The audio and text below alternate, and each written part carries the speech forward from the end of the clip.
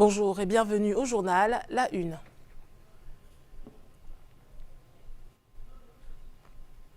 Un immeuble de 4 niveaux en construction s'effondre et fait un mort ce matin à Douala.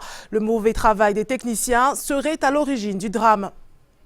Et la crise anglophone transforme Kumbo dans la région du Nord-Ouest en un champ de ruines. Les activités économiques y sont paralysées. La population multiplie les appels à la sortie de crise. Et également dans l'actualité ce jeudi, libération des 20 militants du MRC placés en garde à vue administrative suite à la marche blanche qu'ils ont effectuée le 1er juin dernier. Voilà pour La Une.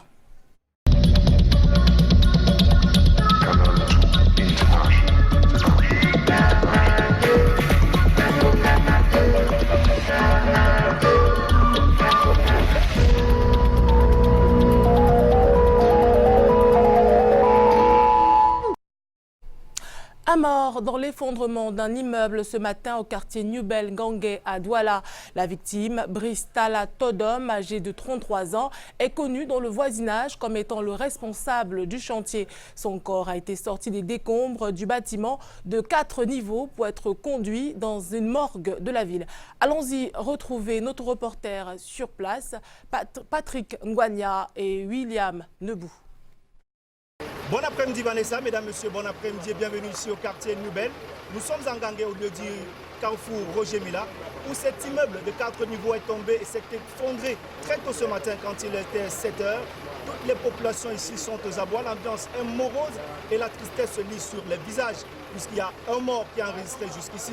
Et nous avons rencontré sur place l'un des voisins de cet immeuble, également chef du bloc 8, qui a bien voulu nous raconter les circonstances du drame. Il est avec nous et nous le recevons tout de suite. Bonjour monsieur. Bonjour monsieur. Qu'est-ce qui s'est passé exactement? Oui, effectivement, ce matin aux alentours de 7 heures, lorsque nous nous sommes réveillés, on a entendu un grand bruit. Et à nous de surprise, on a constaté que c'est l'immeuble de 4 niveaux qui était là, qui était effondré. Et malheureusement, arrivé sur place, on a fouillé et puis on a rencontré un décès d'un enfant de la maison qui était en même temps en charge de la construction de cet immeuble. Est-ce qu'avant le drame de ce jour, il y avait des signes qui présentaient déjà un effondrement? Non, on ne pouvait pas voir des signes. S'il n'y avait pas de fissure, c'était encore en chantier, on ne pouvait pas constater. Mais tout à l'heure, là, on constate, donc, lorsque c'est effondré, là, on constate que le matériau n'était peut-être pas adéquat parce que quand nous constatons les fers qui sont là pour soutenir cette maison de 4 niveaux, on constate que ce n'était pas au niveau. Est-ce qu'il y avait une société en charge du chantier? Alors c'était des particuliers, des personnes lambda? Non, c'était des particuliers qui construisaient, ce n'est pas une société qui construisait. Merci. Ok, merci. Voilà donc ce qui advient aujourd'hui à cet immeuble au carrefour Roger Mila en Gangé. Depuis Nubel, au Canada International, nous sommes Patrick Ngwania et William Nebou. Merci à vous Patrick Ngwania et William Nebou. La localité de Kumbo, dans la région du Nord-Ouest, est devenue un champ de ruines. La nationale numéro 11 qui passe par là est envahie par la broussaille. L'activité commerciale est quasi inexistante. Les populations qui ont tout abandonné continuent d'implorer les autorités pour la fin de la crise. L'île Piediou, Joseph Wapon. Le célèbre rond-point Saint-Augustine College Junction de Kumbo est devenu l'ombre de lui-même. Cet axe routier est envahi par la broussaille de part et d'autre. Seules quelques portions de bitume résistent aux intempéries. Pourtant, cet axe desservait non seulement les localités telles que Sabongari, Dou, Kambé, Abonchi et autres, et permettait aussi aux Bayam Selam et autres commerçants d'écouler leurs produits. Aujourd'hui, l'activité commerciale est morte. À côté de ce triste décor, des maisons et magasins abandonnés. Pour certains, et réduits en cendres pour d'autres. C'est un calme de cimetière qui règne ici. Depuis 3 ans, il n'y a plus de vie ici. Si je dois vous parler de la situation actuelle, on passera des semaines. Il n'y a pas d'école. Celles abandonnées sont le refuge des bandits. La nationale numéro 11, c'est la broussaille. Plus d'espaces commerciaux. Tout a été brûlé. Tu ne peux pas imaginer ce que les gens subissent ici. Même ceux dont les maisons n'ont pas été touchées les ont abandonnés par peur. On est dépassés. Nos champs sont devenus nos refuges et les seuls lieux où nous développons quelques activités de survie aux côtés d'autres jeunes ayant fui cette crise. Même les microfinances installées dans la zone ne sont plus que de tristes souvenirs. Pourtant, il y a encore 3 ans, l'activité était crépignante. Pour les habitants restés dans ces villages, seul le crépitement des armes anime leur quotidien. Et à quelques semaines de la rentrée scolaire 2019-2020, les riverains appellent de tous leurs vœux au retour de la paix et la rentrée effective. Les assassinats et enlèvements avec demande de rançon sont devenus récurrents dans le département de la Benue, région du Nord. Un conseiller municipal de la commune de Pitoa et une jeune fille de 13 ans viennent d'être enlevés par les criminels qui ont également assassiné un chef de famille. Alex Lambé, Njoya Nourdine. Ici, gît désormais le sieur Fion, marié à 4 femmes et père de 30 enfants. Cet habitant du petit village appelé Djalou ne verra plus le soleil se lever puisqu'assassiné dans la nuit du 16 au 17 juin dernier, un assassinat qui va plonger tout le village dans une peur sans pareil. Les familles sans parole ni voix traduisent tristesse et consternation. Malgré le fait que la famille soit éplorée, on trouve quand même le courage de raconter les faits. Les fouiller tout ce qui se trouve dans la chambre qu'ils ont ramassé. Et en voulant partir, ils ont croisé un grand-père qui rentrait. Ils ont voulu tirer sur lui. Le père les a dit non, laissez un soulard. Il est innocent. C'est comme ça qu'on a tabassé le vieux papa. Selon des indiscrétions, depuis le retrait des armes aux chasseurs ainsi qu'au comité de vigilance, le village subit les assauts répétés des assaillants sans foi ni loi qui multiplient des exactions dans l'arrondissement. Discuter avec ce terroriste-là en lui disant que de sortir. Bon, mon oncle a refusé de sortir. Bon, donc comme il a refusé de sortir, ils ont commencé de tirer. Donc tirer 2 ou 3 balles comme ça et on l'a eu. Donc le voleur s'était fui. Ils ont pris les filles. Ils sont partis avec ça. Ici, ce père de famille, Dene Toumarou, polygame de 8 femmes avec plus de 40 enfants, est conseiller municipal à la commune de Pitoa. Il a également été enlevé dans la même nuit du 16 au 17 par des inconnus. L'oncle de la victime, qui revenait de ses balades, a été copieusement tabassé par ses malfrats avant d'avoir la vie sauve grâce à son neveu. Tous ces tristes événements se sont déroulés entre 1h et 2h du matin. Quand notre équipe de reportage quittait les lieux, le bataillon d'intervention rapide avait commencé à ratisser le secteur, question de retrouver ces malfrats. La fille de 13 ans du défunt ainsi qu'un conseiller de la commune de Pitoa ont été enlevés ce même jour du 16 juillet.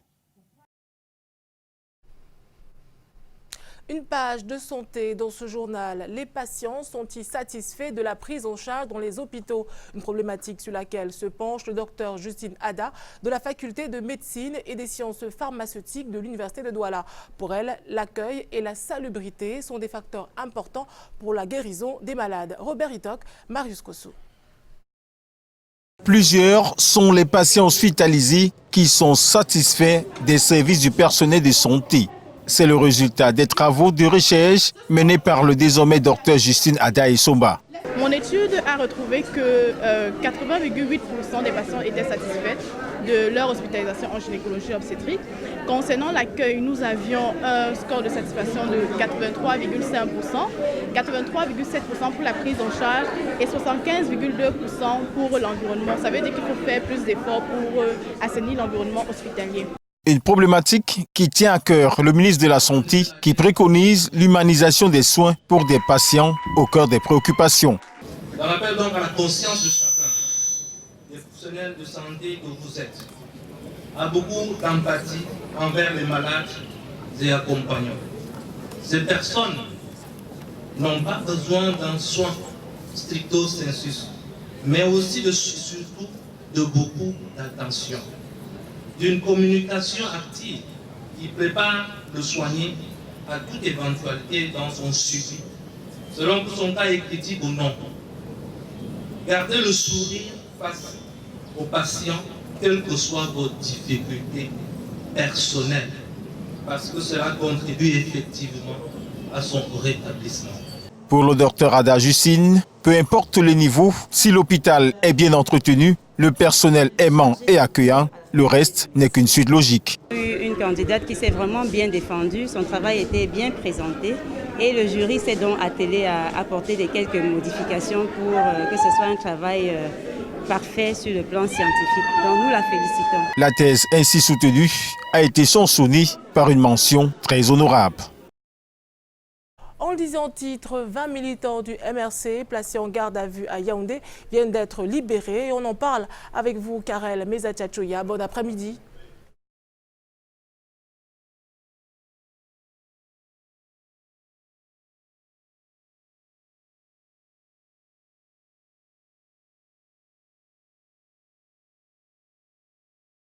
Tenus gardés en vue depuis 45 jours ont été libérés cette nuit. Ils avaient marché et 57 d'entre eux avaient été interpellés.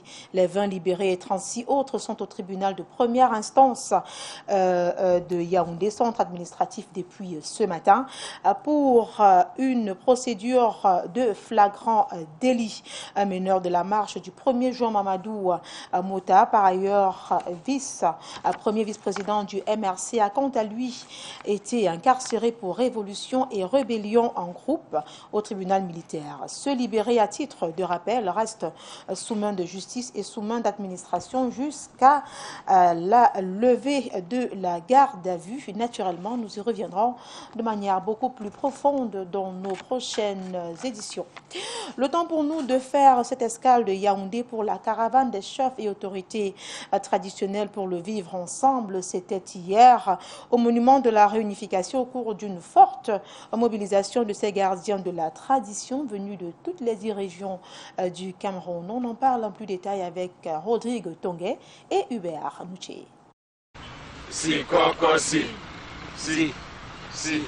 Des chefs venus de toutes les régions du pays en pleine conjuration des démons de la division ici.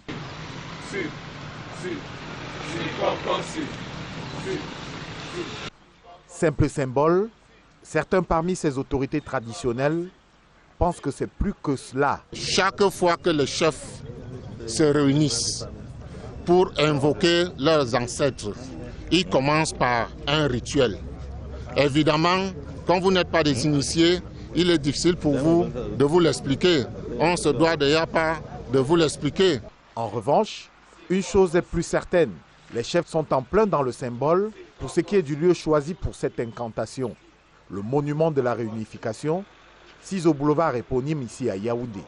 Les garants de la tradition estiment que le rite au pied de cet ouvrage est utile en ces moments où le sentiment national est un petit peu lézardé par des égoïsmes que cause la volonté de conquérir le pouvoir ou de s'y maintenir chez certains Camerounais. Il faudrait que les uns et les autres puissent se ressaisir et de savoir que le Cameroun est un et indivisible. Chaque Camerounais devrait se sentir à l'aise partout où il se trouve au Cameroun. Avant que je ne sois chef traditionnel, je vivais en Côte d'Ivoire et j'ai vécu la crise ivoirienne. Nous sommes là pour dire au peuple de stopper parce que nous ne pouvons pas évoluer sans la paix. La paix n'a pas de prix. Le train de la caravane des autorités traditionnelles et coutumières pour la paix et le vivre ensemble a été lancé le 22 juin dernier à Batchenga par Obala. Elle se poursuit jusqu'au 22 septembre prochain.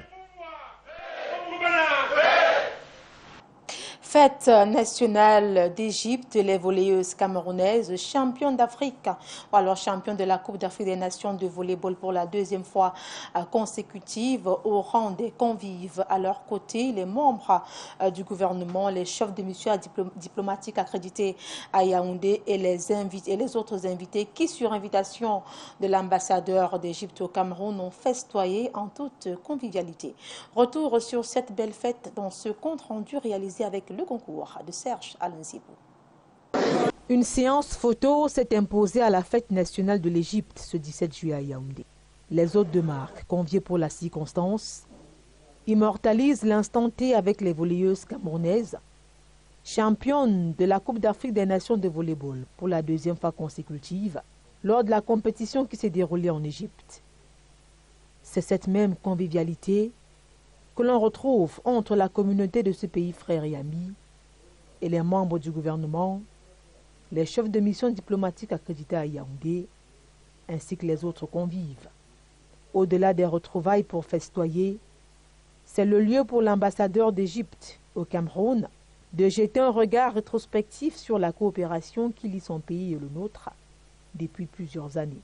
Cette vive amitié et riche coopération entre nos deux pays a donné lieu à des centaines de bourses et de stages de formation qui couvrent aujourd'hui une variété de domaines allant de la santé à la défense, à la police, à l'enseignement supérieur, à la diplomatie, à la communication et médias, au transport aérien et maritime, à la justice, à l'agriculture, à la pisciculture, aux technologies de l'information et de la communication, pour ne citer que quelques-uns. L'ambassadeur a réitéré le soutien de son pays pour le maintien et la construction de la paix au Cameroun, avant d'évoquer en quelques mots la passion sportive que partagent les deux pays.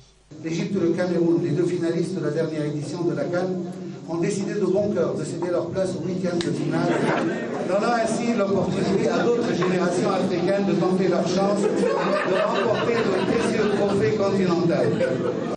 Après ces propos qui ont détendu l'atmosphère, l'ambassadeur, avec à ses côtés son épouse et leurs invités, ont partagé le gâteau confectionné à la hauteur de cette célébration.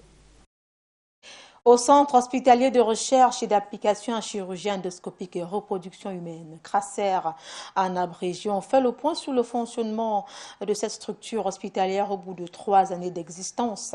C'est l'objet de la session des comptes qui a réuni les membres du conseil d'administration hier dans la cité capitale.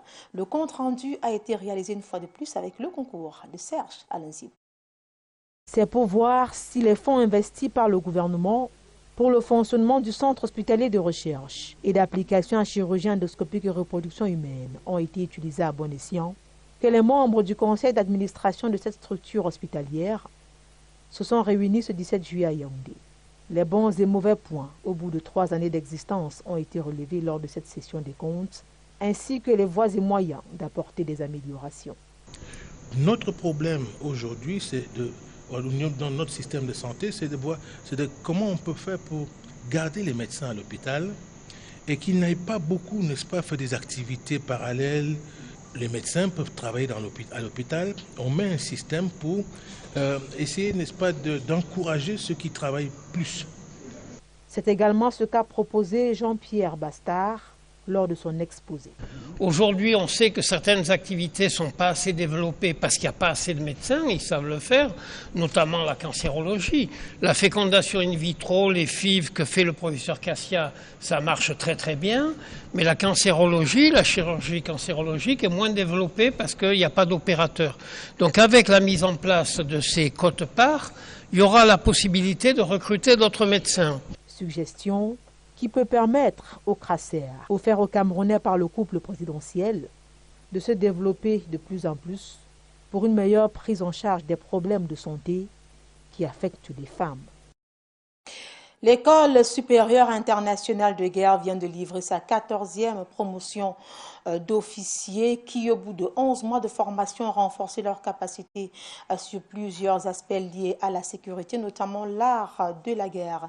Ils ont reçu leur parchemin de fonds de formation. Il ne leur reste plus qu'à mettre en pratique les enseignements acquis sur le terrain. Les détails avec Sorel Mbo et Serge Alain-Zibou. La levée de couleurs annonce la cérémonie de remise des diplômes et brevets aux officiers de la 14e promotion de l'École supérieure internationale de guerre en abrégé et SIGE à Yaoundé, 17 juillet 2019. En compagnie du secrétaire d'État auprès du ministre de la Défense chargé de la gendarmerie nationale, les différents acteurs de cette année académique 2018-2019 sont à l'écoute du directeur de l'école de guerre de Simbok qui leur rappelle leurs devoirs. Vous avez également eu l'insigne honneur d'être les ambassadeurs de vos pays respectifs. Aussi, je vous demande en retour, dès ce jour, d'être les dignes ambassadeurs des valeurs prônées à l'ICI.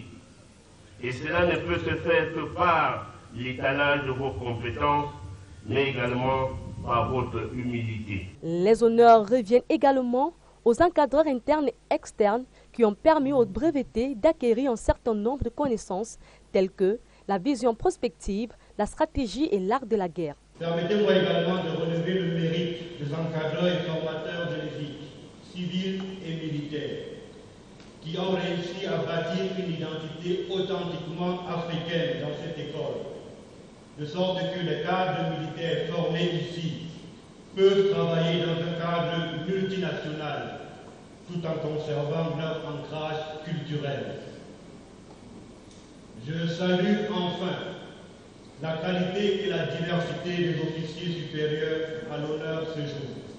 Après cette remise des diplômes, l'ambassadeur de France félicite son partenariat avec l'École supérieure internationale de guerre. Un rendement satisfaisant par l'encadrement de l'école, les officiers de la 14e promotion devront alors adopter un meilleur comportement dans les jours à venir. Et cet hommage à Nelson Mandela, 67 minutes, c'est le temps que chaque citoyen du monde doit consacrer symboliquement ce jour à une œuvre au service de la collectivité. Ces 67 minutes représentent les 67 années que Nelson Mandela a voué à sa lutte pour la paix, la justice sociale, l'égalité, la réconciliation et la diversité culturelle contre le régime de l'apartheid. Ceci rentre dans le cadre du Nelson Mandela Day qui se célèbre ce 18 juillet, date d'anniversaire de Nelson Mandela et qui fut proclamé par l'UNESCO le 10 novembre 2019. La première célébration le 18 juillet 2010 correspondait au 92e anniversaire de l'illustre Madiba. Nous y reviendrons ce soir au journal présenté du 19h50. Le temps pour nous de vous retourner l'antenne du côté de Douala, Vanessa Melakamdem, pour parler de l'éducation sexuelle des adolescents qui préoccupe au plus haut point l'UNESCO. Une cérémonie relative a eu lieu du côté de la cité économique. Bien sûr, Karel Mezatia, comment donner une éducation sexuelle aux enfants sont choqués. La question préoccupe l'UNESCO. L'organisation vient de mobiliser des spécialistes en communication et des pédagogues pour trouver des solutions. L'objectif est surtout d'éviter un scandale comme celui qui est né de la publication d'un livre de 5e l'année dernière. Mac Chouamo, Orichinda.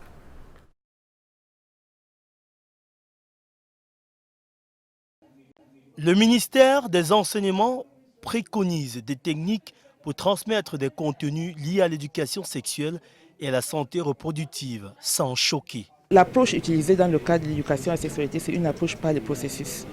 Ça veut donc dire que chaque enseignant doit d'abord travailler sur son propre processus concernant les questions liées à l'éducation à la sexualité. Et s'il transforme son propre processus, ça veut dire qu'il sera nécessairement plus ouvert et il pourra trouver des stratégies pour pouvoir donner des messages adéquats aux enfants. Des éditeurs également se ménagent pour passer des messages dans des ouvrages avec des illustrations qui cadrent avec l'âge des apprenants. Nous allons à l'avenir éviter purement et simplement d'illustrer certaines questions qui sont sensibles, éviter d'utiliser des images, même si on peut penser que ces images-là peuvent aider à comprendre certaines questions, mais du moment où ces images sont susceptibles de heurter compte tenu de nos valeurs traditionnelles, je pense qu'en tant qu'éditeur, nous allons simplement éviter. L'éducation complète à la sexualité doit savoir tenir compte de l'âge de l'enfant et de son milieu de vie et même de sa psychologie. Ce sont des contenus qui sont adaptés au contexte, c'est-à-dire qui prend en compte le milieu socio-culturel dans lequel l'enfant évolue. Parce qu'il est important de reconnaître le niveau de développement biologique, mais également psychologique d'un enfant pour pouvoir communiquer avec cet enfant sur certaines problématiques. L'atelier de renforcement des capacités des entreprises audiovisuelles, maison d'édition sur les contenus de la communication en matière de santé sexuelle et reproduction des jeunes vise à accroître les connaissances des parties prenantes sur la question. Autre information, mais cette fois en économie. Des entreprises camerounaises du secteur de l'agroalimentaire se mettent à niveau pour affronter la concurrence internationale. Avec l'entrée en vigueur de la zone de libre-échange continentale et la signature des accords de partenariat économique, le Bureau de mise à niveau des entreprises du Cameroun vient de mener 4 études sur le positionnement stratégique de 4 filières du secteur de l'agroalimentaire.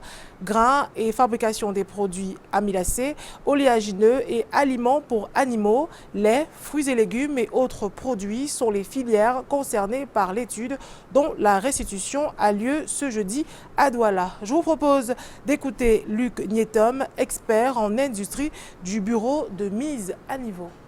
Le Bureau de mise à niveau a pour mission principale la mise en œuvre de la politique du gouvernement en matière d'appui à la mise à niveau et la restructuration des entreprises industrielles. Et lorsqu'on parle de mise à niveau, on voit l'environnement direct de l'entreprise et l'appui direct de l'entreprise.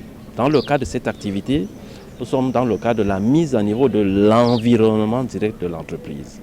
Alors, les études de positionnement stratégique permettent de mettre à la disposition du chef d'entreprise une masse d'informations pertinentes sur le marché, l'offre, la demande, sur les branches industrielles, sur l'outil technologique, sur la qualité, sur la fiscalité, afin de l'éclairer sur les choix qu'il doit prendre dans le cadre de la mise en œuvre de son programme de mise à niveau. Nouvelle formation est ouverte au cadre du secteur public. Une formation en Business Administration Skills. 50 personnes sont concernées par le projet qui se déroule à Douala. Initiative soutenue par le Bureau de mise à niveau des entreprises camerounaises. Yvonne Katinken, Luther Djemo. Ils ont été sélectionnés pour recevoir une formation en Business Administrative Skills. Là, nous voulons former la prochaine génération de professionnels et parce que ce sont ces jeunes qui vont aider au développement du continent africain et aussi du Cameroun. 50 jeunes cadres des secteurs publics et privés vont bénéficier d'une formation offerte grâce au partenariat avec le ministère de l'Emploi et de la Formation professionnelle, le Bureau de mise à niveau et l'Agence égyptienne pour le développement. Ces deux institutions conjuguent leurs efforts pour faire comprendre à notre jeunesse, mais surtout mettre à la disposition de notre jeunesse le savoir-faire nécessaire pour les sortir du cycle de formation employée, pour les amener dans un cycle beaucoup plus vertueux, le cycle formation, création de richesses et d'emplois. Le ministre Issa Chiroma Bakari a donc présidé ce matin l'ouverture officielle de cette formation. Beaucoup de nos jeunes qui ne savent pas comment manager leurs propres affaires se lancent donc dans cette activité, malheureusement n'ayant pas le savoir-faire nécessaire pour le management, pour la direction de leurs propres affaires. C'est donc une formation qui participe au processus de renforcement de l'économie nationale. On ne le dira jamais assez, la mise à niveau, bien qu'elle donne des appuis sur le plan matériel, est essentiellement immatériel. Le bureau de mise à niveau soutient ces jeunes cadres qui vont s'imprégner des exigences du business international. Cette formation est bénéfique parce qu'elle nous aidera à pouvoir nous aussi demain, en tant que jeunes entrepreneurs, de mettre sur pied nos propres projets d'entreprise. La formation débutera dès demain à Douala. Le centre choisi, lui, pour accueillir ses étudiants, répond aux critères internationaux. À Fombane, le délégué régional des petites et moyennes entreprises, de l'économie sociale et de l'artisanat était auprès des artisans de la Cité des Arts. Une visite au cœur des œuvres à Dika, Didaré et au nouveau village artisanal. Aimé Catherine Moukouri, Joya Nordine. Vivre les réalités de l'artisanat dans une ville où une bonne partie de la population a fait de l'activité un métier. C'est la tâche que s'est donnée Njipancha Alassa, le délégué régional des petites et moyennes entreprises de l'économie sociale et de l'artisanat. Une politique publique pour les accompagner, c'est-à-dire partant de l'organisation de foires qui va commencer dans bientôt. On a d'ailleurs vu comment ils sont enthousiastes, quelques artisans qui préparent déjà cet événement avec beaucoup de ferveur. De Njika à Njidare, en passant par Ndjiongum, au contact d'artisans aux œuvres particulières. Une visite qui s'est poursuivie dans les menuiseries, mais aussi au tout nouveau village artisanal de Fumban. Là-bas est exposé tout le talent des mains de ces artistes. Par exemple du Salon international de l'artisan, on dit faites des choses qui sont au niveau de votre département, localité. Bon, tu ne peux pas prendre les choses du Nigeria pour venir présenter que ça c'est la vision du Cameroun ou bien de Fumban, bien de l'Ouest, non. Je fais plus précisément dans le textile artisanal, c'est-à-dire je fabrique les tissus et ensuite je transforme ces tissus en vêtements. Oui, en fait, mon concept c'est d'aller du local pour le global, étant donné que la fabrication des tissus artisanalement, c'est un truc ancien. À Fumban, l'économie repose en grande partie sur le commerce et l'artisanat, une activité qui attire les touristes dans la Cité des Arts du Cameroun. Fin de journal, merci de l'avoir suivi et de rester en compagnie des programmes de Canal 2 International.